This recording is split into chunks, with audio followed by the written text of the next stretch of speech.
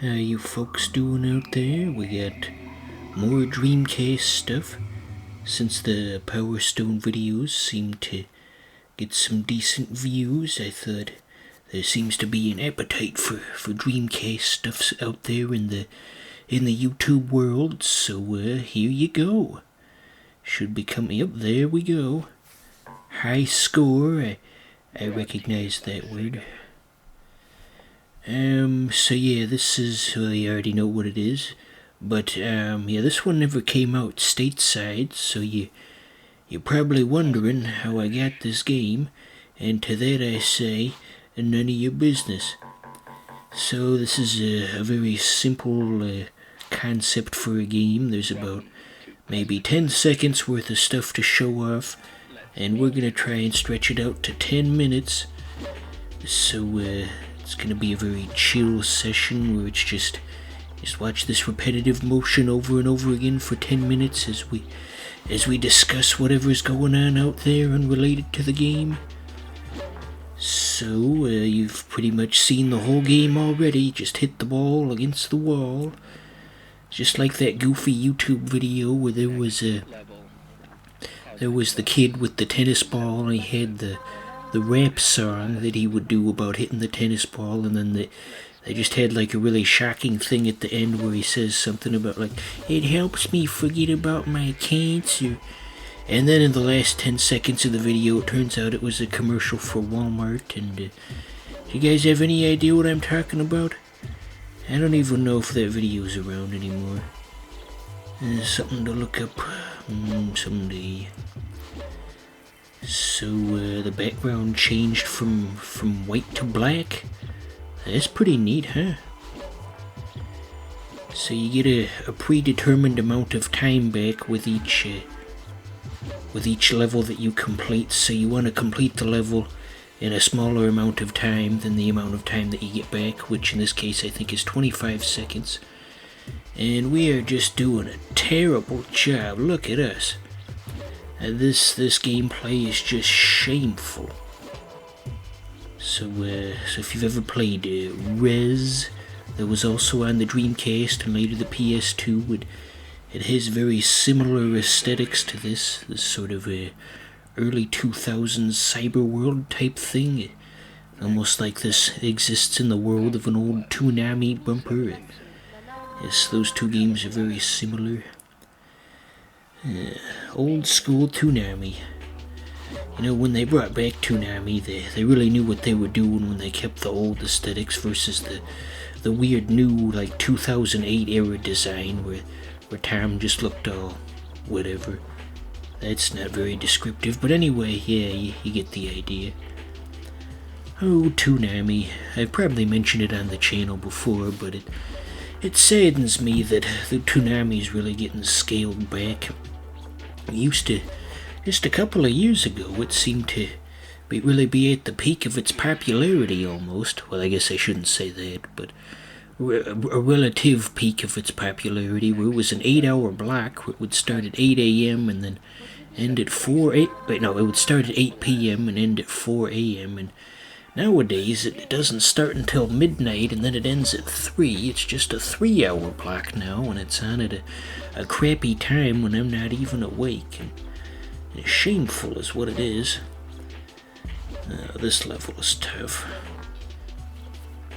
I do wonder if they'll have like a Toonami app at some point. Well, actually, now that I say that out loud, I guess that wouldn't make sense because it would really just be an inferior version of Crunchyroll, because the type of material that Toonami provides is already out there on the streaming platforms.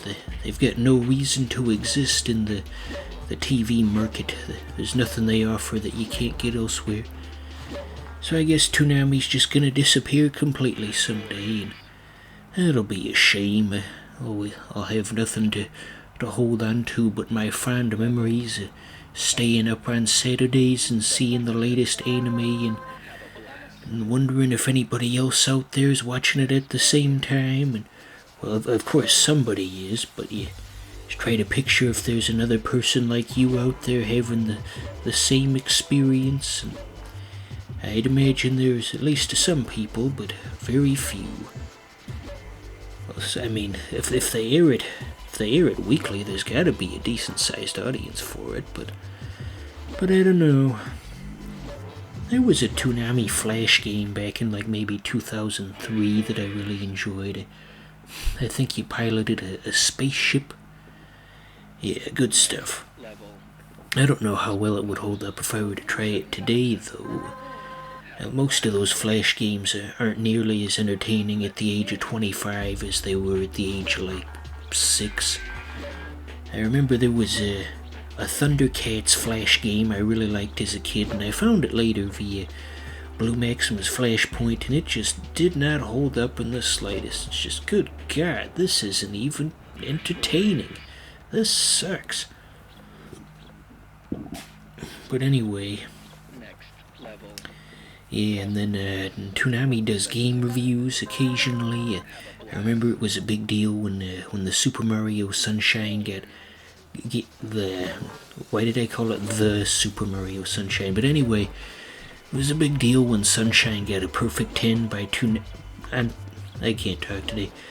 The Toonami game review segment gave Super Mario Sunshine a 10 out of 10, and as a wee lad seeing that, I thought, wow, well, that is such a big deal. And now I'm an adult, and I realize that game reviews conceptually are just kind of stupid. It's just some guy's opinion. It really doesn't have any weight.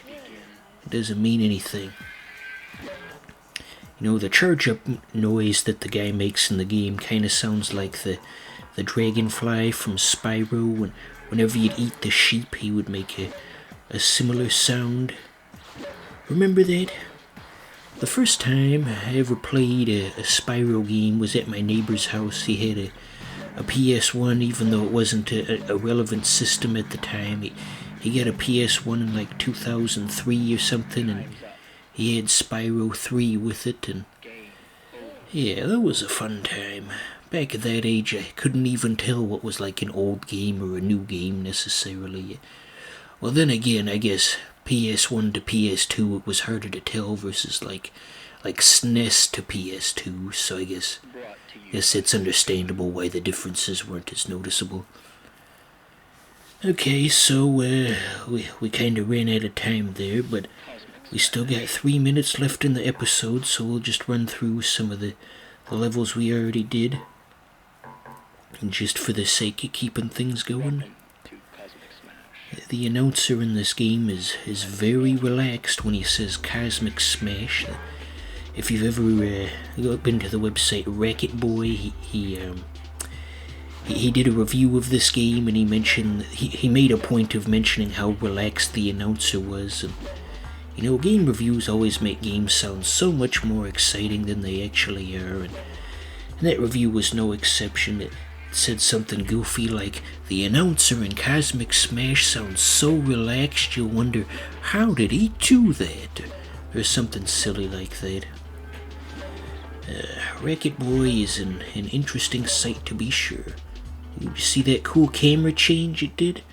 That's what happens when you finish with the trick shots, as it were. Anywho, I don't know if the Racket Boy website is regularly updated anymore.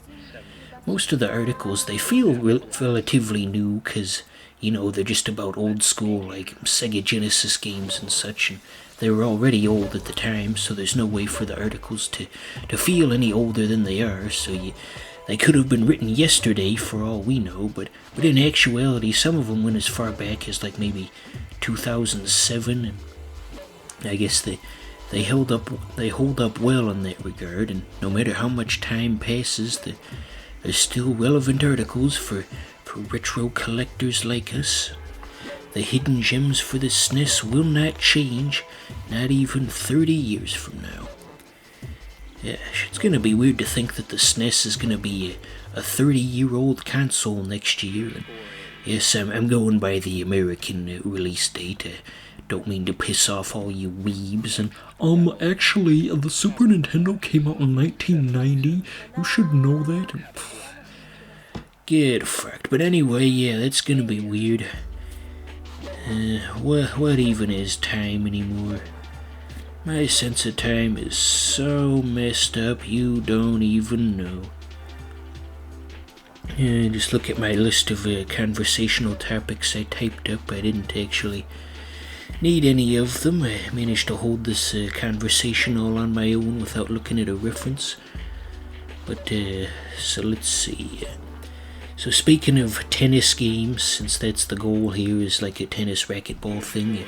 A couple of years ago I was watching some kind of tennis game that took place in France or something, like the French Open, and it's very strange to hear a tennis game and not know what's going on, like if you can't see it, because someone was in the other room and they just heard like rhythmic like French grunting, just like and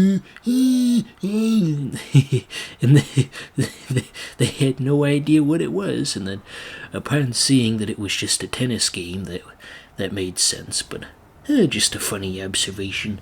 Tennis with only audio. So anyway, we didn't get too far in Cosmic Smash, but you've really seen all there is to see. The Toonami bumper tennis.